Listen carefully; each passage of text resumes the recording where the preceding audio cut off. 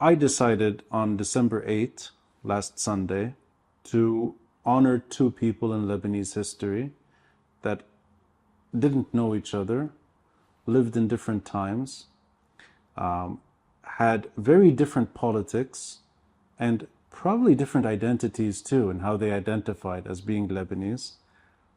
They're decades apart, but I decided to honor them both my way. I went to Samir Asir's statue in downtown Beirut, adjacent to Martyrs Square. And with a few people that were drawn to him,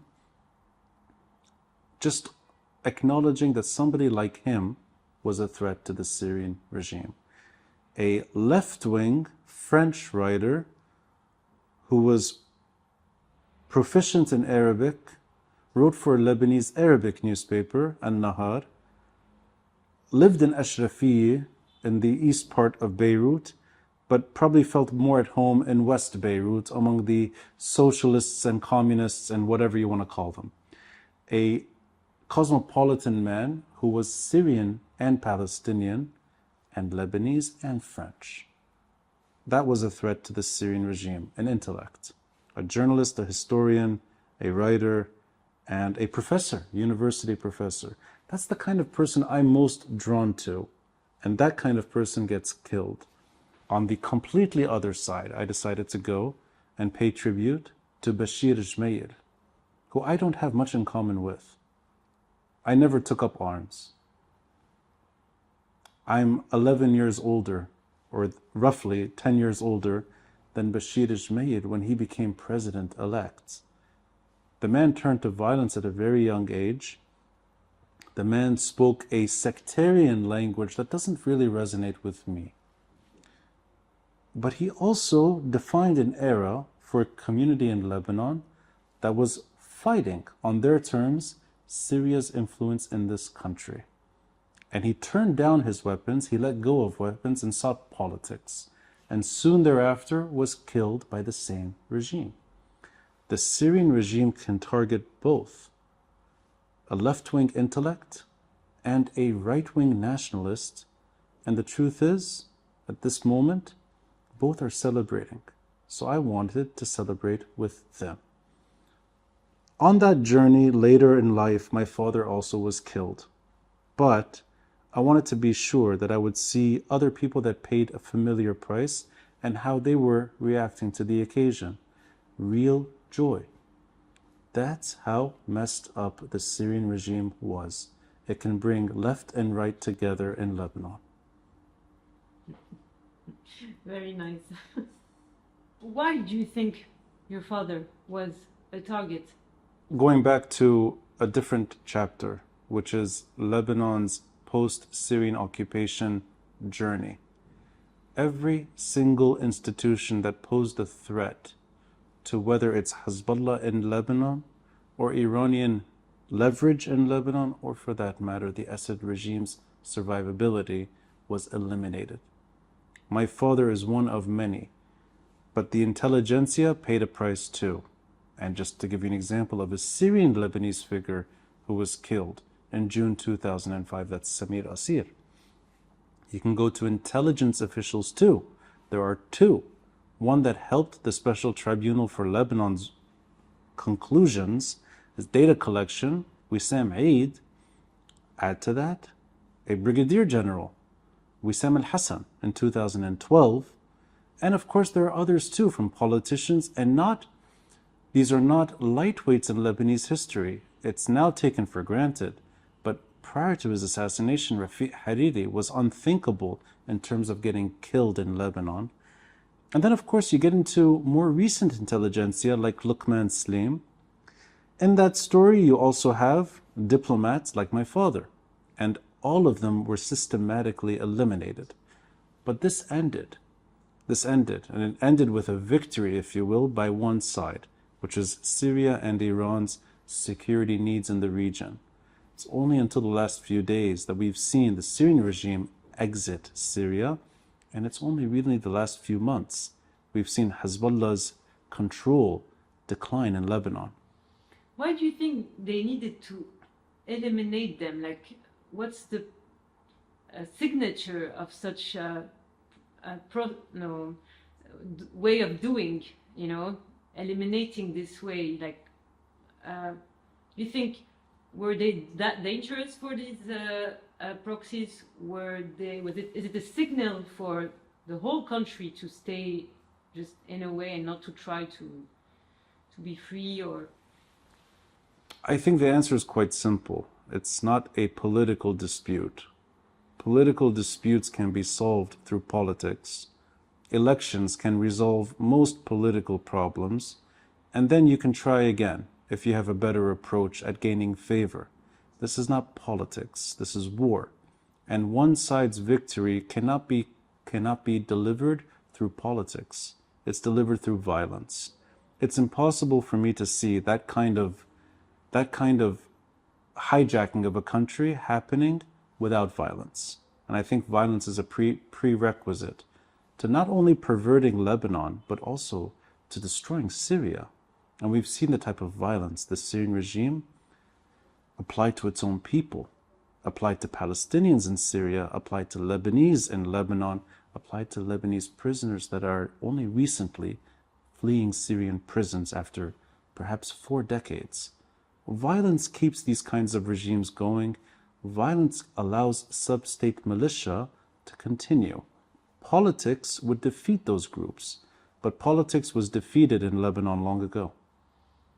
But why would Samir Asir, Rafiq Hariri, your father, and all the others would have represented a threat to eliminate? I highly recommend anyone with some time in their lives to look at the verdict, the Special Tribunal for Lebanon's long report, the political reasoning and calculations for one important assassination is there. There's some value to that report. So there's no need for speculation. And Samir Asir's assassination directly follows Rafiq Hariri. So it's not like these are completely different eras too, it's the same climate. But trying to get into particular reasons for each individual when they put pressure. If I can give you one example, Samir Asir seems, in that stretch, to have made a clear decision that Lebanon will not be free without a free Syria. And those decisions seem to have ended his life. Rafiq Hariri made a decision months before his killing that Lebanon cannot really be free without the Syrian occupation ending. It cost him his life too. You asked about my father. I think he came to the same conclusion about Iran's leverage in Lebanon needing to fade away. That means Hezbollah's grip seems to have cost him his life, and the list goes much longer. You've done your own investigation into Lokman Slim. So I think there's no need for, it's not conspiracy, and it's not that hard to see why these kinds of people get eliminated in history. Okay, so do you think his assassination was coordinated by Syria, or it's more an Iranian matter? Since I've read your investigative journalism work, I think the questions you're asking are impossible for an average citizen to answer. But I think politically, at least, the mechanism in place that kept the Assad regime alive post-Syrian uprising, and the same machine that allowed Hezbollah to operate the way it did pre-2005, is clearly responsible for a string of assassinations. Getting to the names, the only document that we've been given that has some merit is not a Lebanese document, but an internationally recognized court verdict that pointed the finger at Hezbollah individuals and named them too. That's the only document, the only verdict Lebanese have for a string of assassinations. But I'll go a step further. I think the political climate in those years was dominated by challenging Iran's increased leverage in Lebanon post-Syrian withdrawal.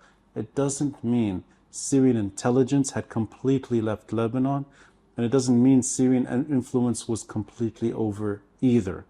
But that said, Iran did inherit a lot of what Syria left behind. What would you say about the Lebanese state? I mean, about their acquaintance with this regime and the fact that we continue to lead this life after all these figures have been killed. And what do you think of this? It's hard to find more than a few names in Lebanese politics right now that are still defending the Assad regime.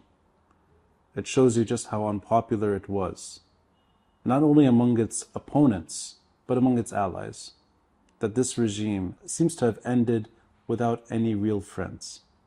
Whether some of these regime figures are now in Lebanese hotels temporarily, or whether some have fled the region and gone to Russia, or maybe others that were killed trying to flee too. It looks like the Assad regime ends in a very, very pathetic way. Now, going on the Lebanese side, it's long and tragic, and the occupation was almost 3 decades, 15 years after the civil war ended, but about 15 years since the Syrian army entered Lebanon and became part of the war. So that's 3 decades of an intimate relationship with the Assad regime. And it's intimate in many ways. It's intimate through fear, and real fear that I think a younger audience doesn't know about. Real fear of talking about this regime, even in private. Real intelligence operating in this country and in Syria. Also fear among the Syrian army and how it operated. Almost a psychological barrier that this is something you cannot cross without getting in trouble or possibly being sent to Syria in one of these prisons where you still have prisoners being let out. There's also the political stagnation and political paralysis that the Syrian army and intelligence brought to Lebanon. It ended Lebanese politics. It brought in Syria's allies. And there's years where Lebanese decision-making didn't happen here. It happened in Damascus. Not just in local affairs, but in regional affairs. The Syrian regime dictated Lebanon's future for a very long time. Now, if you go on a more international scale, I think the biggest grievance was the legitimization of this abnormality. And I think Lebanese felt abandoned long ago by this reality. And that's why it still hurts. And that's why Lebanese are celebrating the end of a 54-year regime. What did you think when this regime fell? And also, not just generally, even concerning your story. I never imagined 2 things would happen in my lifetime. Hassan Nasrallah would get killed in war. I didn't see this happening. I think it's still difficult to process. This is months now, almost 3 months since he was killed. I still cannot imagine Lebanon without him. Yet he's gone. The second thing that I think is very fresh, and in every way possible, I could not dream of seeing it in my lifetime, that Bashar al-Assad would run away. I really thought I would live the rest of my life with an Assad figure in Damascus. The whole family is gone. So this psychologically has not processed yet. And I think it will take time. The other thing I could not see happening is after a long war between Hezbollah and Israel, after over a year of fighting, that only recently stopped. And even until now, there's still a drone flying over Beirut when the Israelis deem it necessary. There's still a light war happening. But the fact is, 2025 is going to be better than 2024. And the last stretch of my life, every year has been worse than the one before. If I can extend it to Syria, I don't think Syrians imagined that this would happen, yet it happened. And maybe none of us saw Iran losing a devastating round with Israel. And yet Iran has paid a price, and its leverage in the region has been shaken, in a sense defeated. And it happened very quickly, that once the ceasefire in Lebanon took hold, the Syrian regime began to crumble. And it shows you just how important Iran's leverage was for preserving this real abnormality in the region. As someone who lost his own father and who was also a key figure of this country, are you satisfied with this ending? Or, I mean, what were you fighting for or wishing for to give him justice? There's no justice in violence. So what happened to Nasrallah is a defeat in war. And I can't apply that word to violence. So justice and violence, for me, don't go hand in hand. But it's the end. It's the end. It's the closing of a chapter, at least. I don't think it's closure in a real sense, but it's the end of a story. And it's the beginning of something else.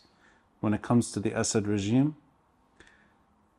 knowing just how many Syrians died and how many Syrian prisoners suffered and how many Syrians fled, and exactly what that regime did, and only now are we really beginning to understand the perversion of that regime. I can't imagine justice applying either, but it's the end of a nightmare. I think that's enough. You can't hope for more when you have this kind of ruling thuggery in Syria and this type of proxy militia in Lebanon. So maybe there won't be any form of trial or something like that, but at least you can see that this era is gone. I mean, hopefully. I can comfortably say that Vladimir Putin will not put Bashar al-Assad on trial for the sake of Syria. And I don't think Naim Qasim will stand trial wherever he is for Hezbollah's crimes. Okay. I think they heard us. Justice maybe would have required a less violent regime and a less violent Iranian sphere of influence, because then you would have a form of justice. What do you think your dad would have told you now or said after this 8th of December? Lose weight, you're beginning to look like me. After that, I don't know what he would have said, but I think he would be shocked. And I think also he would be comforted that if you don't entirely let go and you push as far as you can, unexpectedly, overnight, things can change for the better. And I don't know exactly what his reaction would be, because I'm sure the downside would be that he's also seeing a Lebanon that's unrecognizable too. So I don't think it's just happiness. It's real pain at seeing a country collapse on the way. The first serious anti-Syrian protest and the eventual exit of the Syrian regime from Lebanon. And in this book, you have a lot of photos that capture this moment. Also a quote from my father, honoring a friend of his, Basit Flehan, and of course someone he worked with, Rafiq Hariri, both killed. And the aspirations at seeing the Syrian regime leave Lebanon, and of course the moment that came where the Syrians did depart. And of course you have the grand finale, which is March 14, 2005. And this is a time that I think defined his generation and mine as well. So 2 decades later, the regime that left Lebanon left Syria too. I think it's something to be proud of.